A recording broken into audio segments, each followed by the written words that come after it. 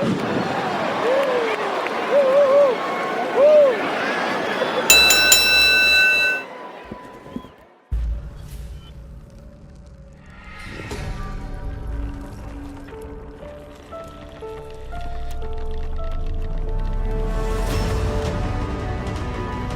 you remember the first time you stepped into an arena to witness a collision of good versus evil?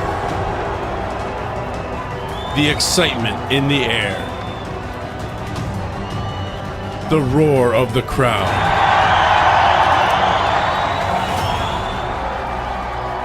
and of course, the blood. It's time to relive those memories big time. A historical wrestling lesson taught by your professors, the legendary Terry Sullivan and Supermouth Dave Drason. Rocks TV and International Big Time Wrestling present Big Time Memories. Hi, everybody. Welcome back to Big Time Memories. Another great episode is coming at you today. We want to thank you sincerely for all your wonderful positive feedback on all our shows so far. And now as we're into season 3, we've got even more big time names from the world of big time wrestling.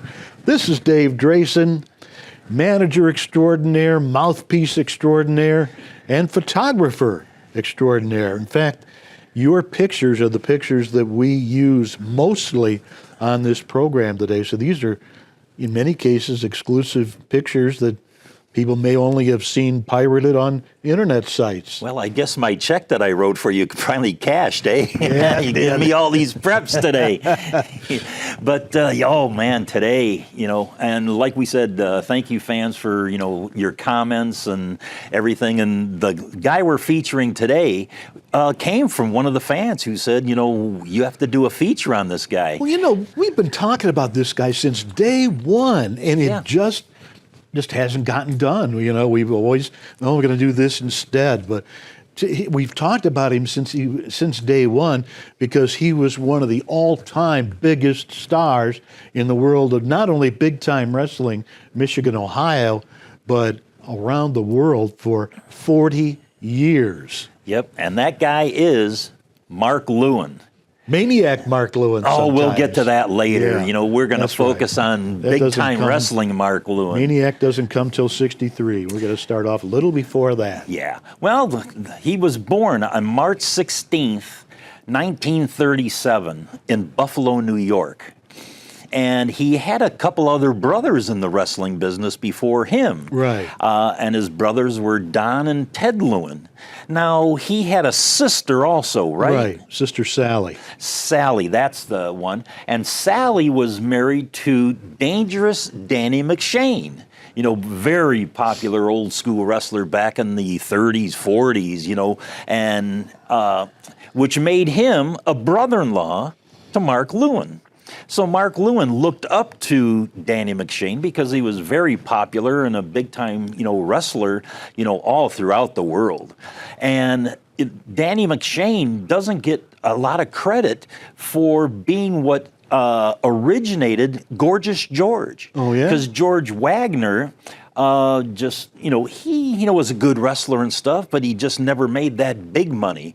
But when he went against Danny McShane, he would see these robes and fancy robes that Sally made for him. And Sally taught Gorgeous George's wife how to sew, and she started making his robes. Oh. And that, really became, epic, Sure. Really that made was him. That was an integral part of his persona were the frilly robes. Right. Just added to the persona. And having Mark Lewin a brother-in-law like, Danny McShane. Well, Danny McShane was showing him how to wrestle and stuff. Mark, showed an interest at a very young age.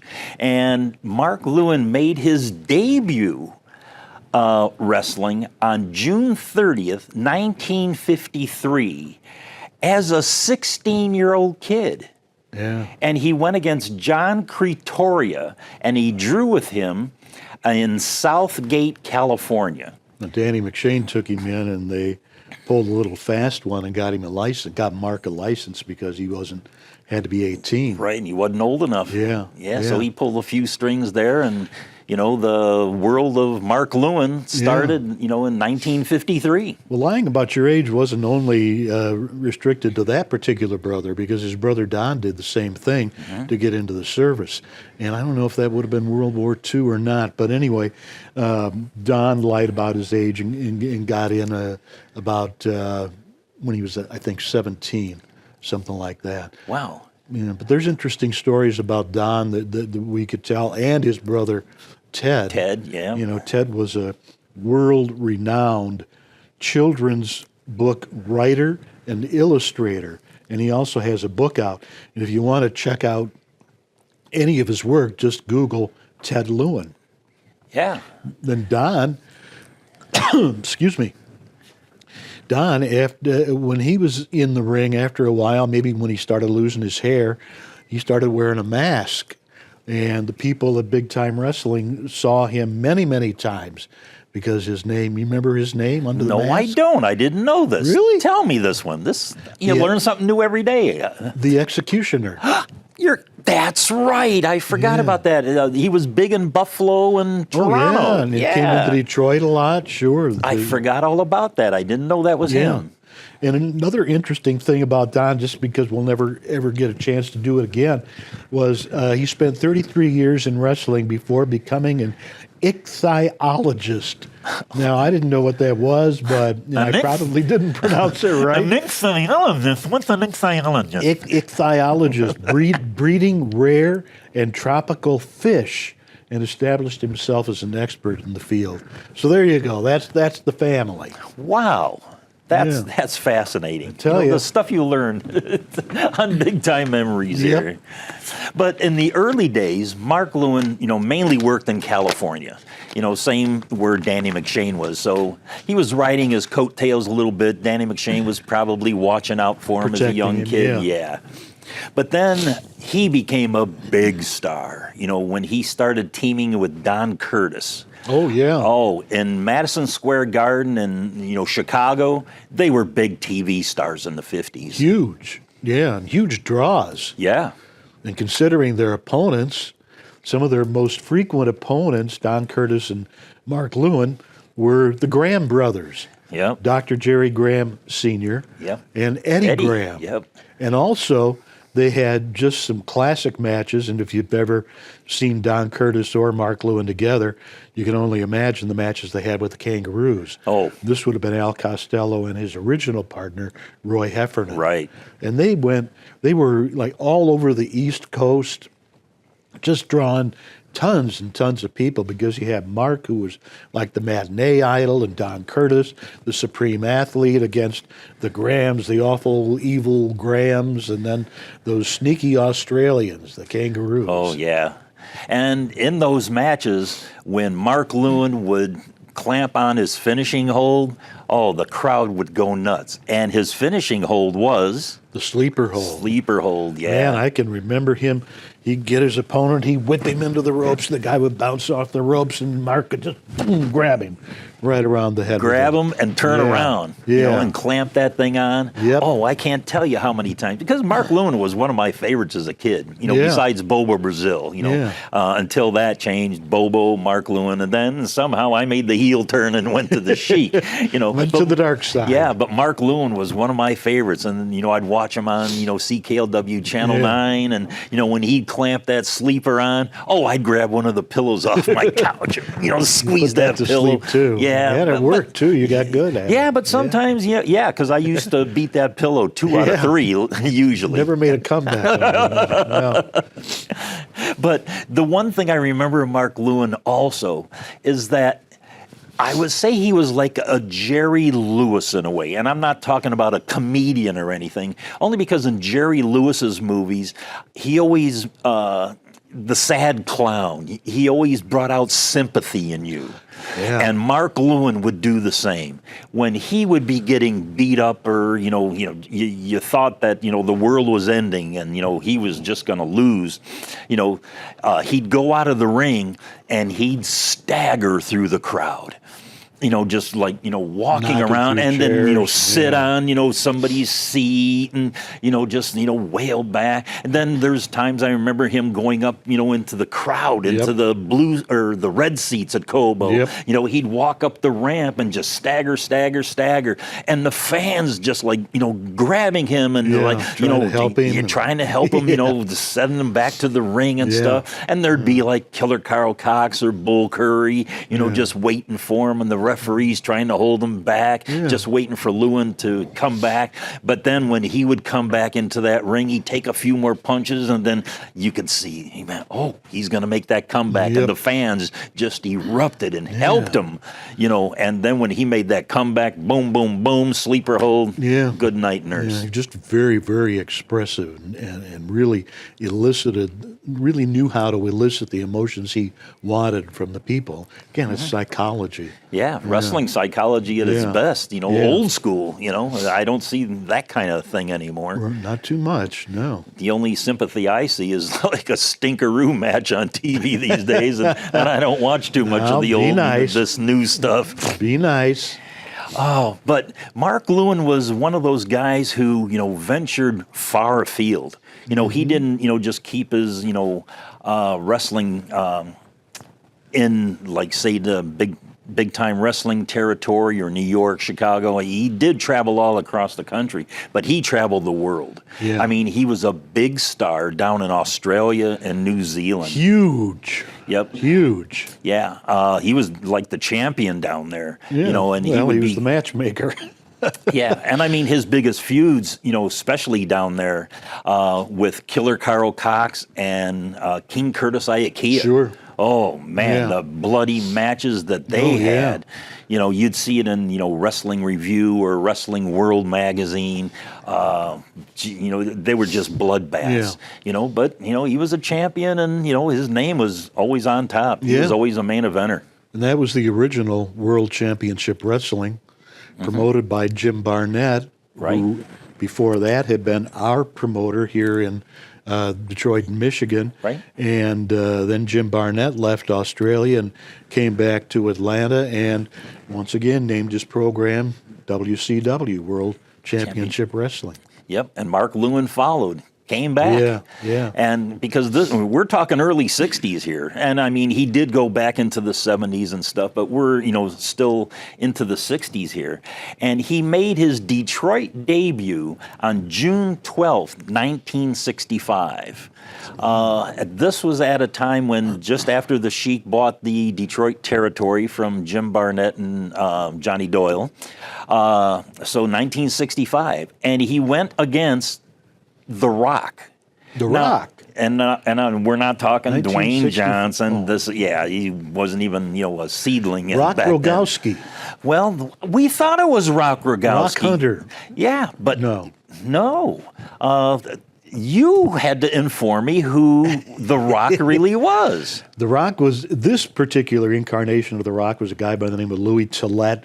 Sometimes his name was pronounced Tillett. Yep. Usually it was pronounced in a way that it would rhyme with toilet. But yeah, he was on his way from Florida. He just finished up in Florida. Back in the territory days, this is the way it worked. The guys would work 6 months, a year, 2 years, as long as they were making money and staying over, and they'd move on to another part of the country, a whole new audience to expose themselves to. So Louis was on his way to Texas, where he did extremely well and had a couple of weeks off. So as a lot of the guys did, they would drive, get dates on their way from one territory to another. So that's how he ended up here for a couple of weeks. Louis Tillett? Yeah. Well, how didn't he know how his directions back Yeah, then? He Florida didn't have Florida to Detroit to Texas. Well, let's see. Where am I going to work? Well, actually, though, I think he had connections to this area, and I say that only because years later he tried to start a promotion here. Right. So a lot of them had something around this area. Mm-hmm. Yeah. And Mark Lewin, always main eventing. Yeah. I mean, his matches against the Sheik, Bulldog Brower, Ooh, geez, yeah. you know, teaming with Bobo Brazil and Lord Layton. I mean, Cox. yeah. Oh my God, the feud that he and Cox Yeah. had was like beyond intense. Yeah. That was really, really something. And then, you know, he was main eventing, semi-main eventing every show on Kobo, and then he just one day gone up and left. You know, he moved on to another territory. Him and the Sheik were really good friends because Tight. I thought both of them were Lebanese. You know, and Mark's Jewish. now, yeah, because didn't they say Mark Lewin? They always promoted him as the Israeli champion. Right. Yeah. Did you ever see a belt that said Israeli champion? Nope. It might have been the belt that he put through the loops of his pants. That's the only one I know. Can I back up just a second? Because I wanted to get this in just Yeah. because I think it's so cool. When Mark first started in California with Danny McShane, do you Okay. remember the name they gave him? No. Skippy Jackson. Really? Yeah, he was Skippy Jackson. And, 30, 40 years later, I'd be in the dressing room and hear some of the old timers refer to him, hey, Skippy. Wow.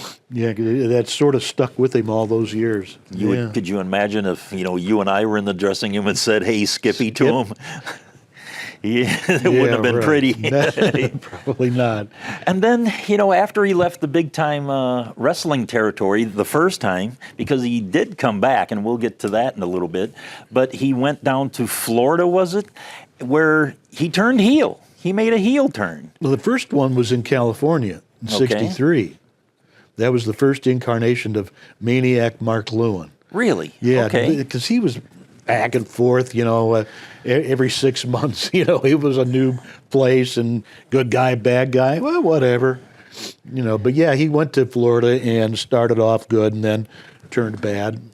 Well, in California, was he, sadistic Skippy there? Or No, was he Maniac Mark? No, he became Mark Lewin. And in fact, his first opponent in '63 after he turned heel was Bobo Brazil. Really? Yeah. Wow. And then they were teaming, years later back here in the big time wrestling territory. Small world.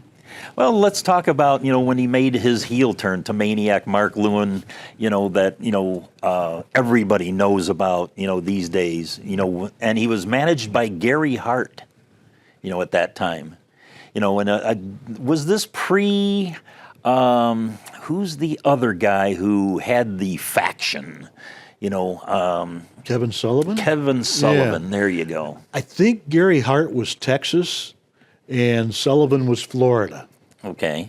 Because Mark was in all those locations. I can remember that.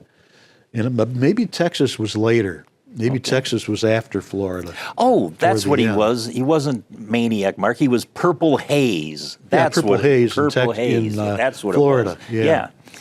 And at one point, I guess this had to be maybe in the 70s, correct me if I'm wrong, didn't he try to run an opposition promotion against the Sheik in Columbus, Ohio? He did. Yeah. It was a Bobby Davis. Now, there's a name from the past. We've talked about him here. He was one of the first managers in New York City, in the New York territory.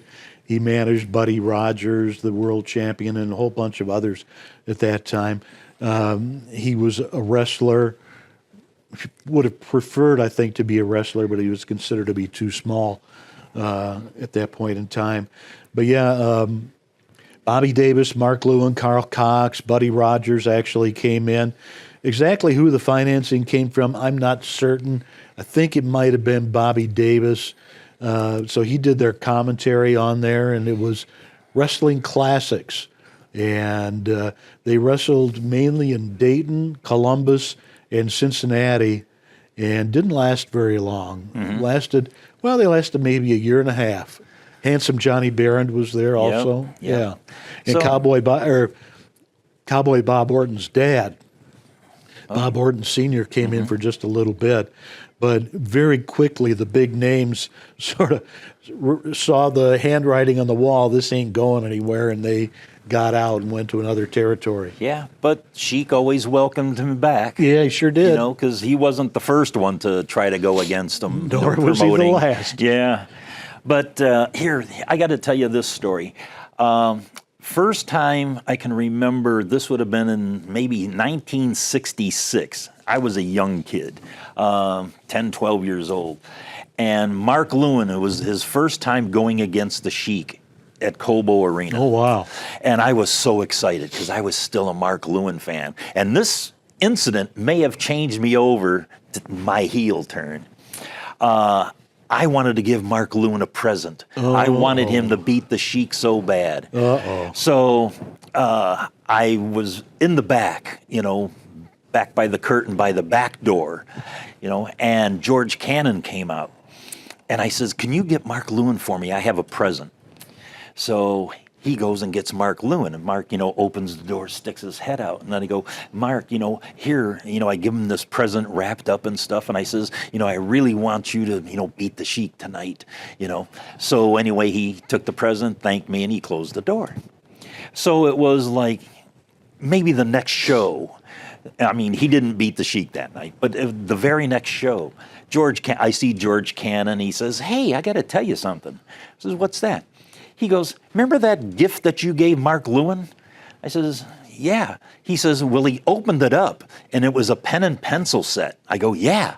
He says, he opened it up, and he threw it in the garbage. I go, you're kidding me. My Mark Lewin did that? And it was like, I think that was my heel turn to when the next time he went against the Sheik, I'm going for the Sheik. It doesn't surprise me. Mark was not really friendly with the fans. Yeah. In some of the towns, you could actually interact with the wrestlers and meet them. Sometimes they would stand by the dressing room and watch the matches as they went on. People would go up to him trying to get an autograph. Mark Lewin would just really ignore everybody, unless you were a pretty young lady. Yeah. He'd give you an autograph. But other than that, forget it. But, you know, behind the scenes, he was just a load of fun, a really fun, happy-go-lucky, carefree kind of guy. Really funny. Yeah. But here's what happened. Oh, now, okay. this is the addendum to this whole story. This was 1966. Fast forward to maybe 2012, maybe 2008. I'm not sure the exact date. But it was, we were at the Pro Wrestling Hall of Fame, and Mark Lewin was going to be there. You know, and this is the induction that the Sheik was going in. So I had to be there because I was supposed to give the induction speech. So anyway, Mark Lewin, you know, the night before the ceremonies and stuff, he's in the bar. We're all in the bar there in Albany, New York. And so he's there, and I had a couple pictures, you know, old pictures that I had. So I go up to him, and I said, Mark, you know, I'd like to, you know, give you these. And I told him who I was, and blah, blah, blah. And I go, I have to ask you this one. So I told him about the pen and pencil gift set story. And George Cannon said, you threw it in the garbage. And he denied it. You know, He says, no, I didn't do that. But he didn't remember the pen and pencil, thing anyway, 50 years later, you know, so. Well, I got to be honest, a lot of people did give presents to the wrestlers on a regular occurrence, especially the young ladies, and most of them did end up in the garbage. That depends what it was. I used to get stuff as, you know, when I was managing, and, you know, I remember one time, I can't remember the gal's name, but she was from Cincinnati, and I remember her house was right on the Ohio River there? Yeah. Yeah. I mean, beautiful big house. And, you know, she had me over for dinner once or twice and stuff, but, you know, she found out that I liked to play tennis. And it's like, you know, I had this old wooden racket, and this is back in the 70s, so she got me a new tennis racket, one of those new metal ones and stuff, and it's like, holy, but Jesus, you know, thank you. But, you know, the stuff I'm talking about getting thrown away is a little stuffed animal or a keychain or, you know, something like that. No, I don't need it. Yeah. But Mark Lewin, he ended up retiring in 1987, and he lost to Tom Pritchard in Houston, Texas.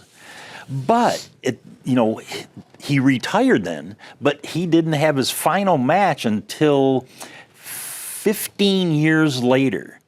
And it was June 9th, 2012 in Fort Sill, Oklahoma. And he went out as the Purple Haze, and he teamed with Scott Phoenix, and they beat Danny Matthews and Mitch Baxter. 2012? 2012, I found that result. How old was he in 2012? Well, let me do that. My math would have is been 75. Yeah, about 75 sure years it wasn't old. the new Purple Haze? No. Andrew? No, that's the word I had. Wow. But when I Jeez. met him at the Pro Wrestling Hall of Fame, his wife was there too, and his wife was named Linda, and beautiful gal. And it is said that he married her and really, met her in Singapore, and she was supposed to be royalty there. So I don't know the complete story, but he's still married to Linda right now. Yeah. She was royalty, had a lot of money, right? Yeah, well, if he's able to, live and afford to live, in the San Juan Islands, in Washington State near Seattle, Yeah. Maybe she did have some money because, wrestlers, back in the day, they weren't known for saving money Right. and, Oh, yeah. retiring rich millionaires like, Yeah. a lot of them are today. Yeah. But here's the one, bad part. I'll say this one. Going back to the Pro Wrestling Hall of Fame, Sheik was getting inducted into the Hall of Fame, and I was supposed to give the induction speech. And at the last minute, they go, "Well, we're going to have Mark Lewin do it." It's like, oh, dang. So anyway, it's like, well, the fans want to hear from a wrestler, and that's the way we can use Mark Lewin here. I was like, oh, okay. So anyway, Mark Lewin gets up there, going to introduce, induct the Sheik, and all he did was talk about himself. I did this, I did this, I went against the Sheik, I did this, I did that, and it's like I sat there so disgusted. The Sheik was rolling in his grave. I did, once or twice at least. Yeah. So... Wow. That's too bad. Yeah. But, he became a Pro Wrestling Hall of Fame inductee in 2009.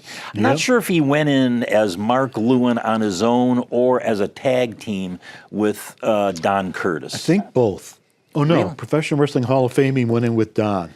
So as a tag team. Yeah. Yeah. Also in the Wrestling Observer newsletter, Hall of Fame, which is a pretty exclusive company to be in. It's voted on by wrestlers, promoters, and writers of the sport. I got to tell you though, one of the more famous scenes I think that I've involved with professional wrestling involved Mark when Kevin Sullivan was summoning the Purple Haze from the waters of Florida. Do you remember seeing that? I saw that. And Mark came walking in from the ocean as the Purple Haze. And His eyes rolling back of it in his head. Kevin brought him in from the waves of Waikiki. That's what they call it. Yeah. But, I was never, I'll say this, I give him props as, Mark Lewin in Big Time Wrestling here when he was a baby face. God, I just loved him. He was great. Yeah. But then, I never really got into the Maniac Mark Lewin or the Purple Haze thing, Yeah. And so many younger fans, that's all they know him as Sure. is Purple Haze. They didn't realize he was a baby face at one time. Yeah. Big time. Yeah. But boy, few others have been able to maintain that level, that main event kind of level, for as many years as he did. 40 years, not that he was main events right at the beginning, but within a year or two, he was tag team champions in California. Yeah, and always in perfect condition. Yeah. He always looked, physically fit. Even when I saw him, in, the 2000s, he looked great. Yeah. And lost all his hair, but he still looked great. That was another thing that sort of changed about him, though, with his personality, was his body type.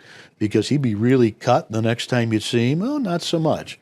Just something he did. Yeah. And, well, that's our episode on Mark Lewin. Hopefully, Big Time Memory fans enjoyed it. Thanks for making the suggestion. And as customary, Terry, take us out with a outro. on the Maniac. All right. Skippy. As we put the sleeper hold on this episode, ladies and gentlemen from New York City, weighing 250 pounds, Mark Lewin.